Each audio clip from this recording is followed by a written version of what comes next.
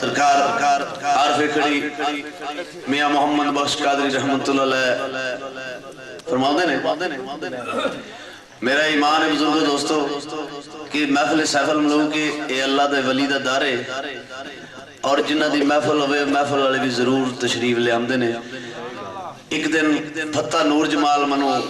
چوری ارشد ایڈوکیٹ نے صدیا فون تے گئے اتھے کو بڑی سی اسا سیف الملوک پڑھیا چند جے بندے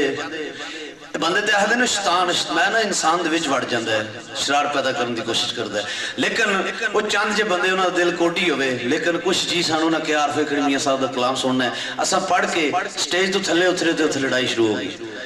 اے قاری صاحب اتھے موجود سان اب دس دن کہ کوٹی ختم ہو گئی تھی باج میرا ایمان ہے کہ میاں محمد صاحب رحمت اللہ علیہ بابا پیر شاہ غازی کلندر اتھے موجود آن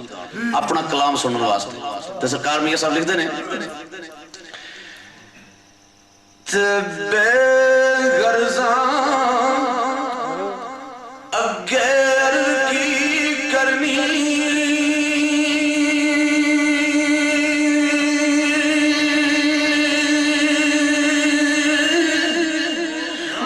بے غرضاں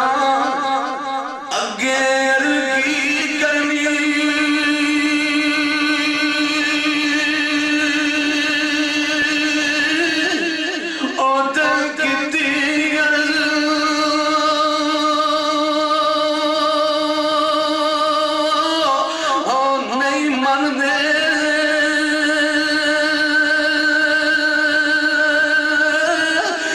دسن کھنڈ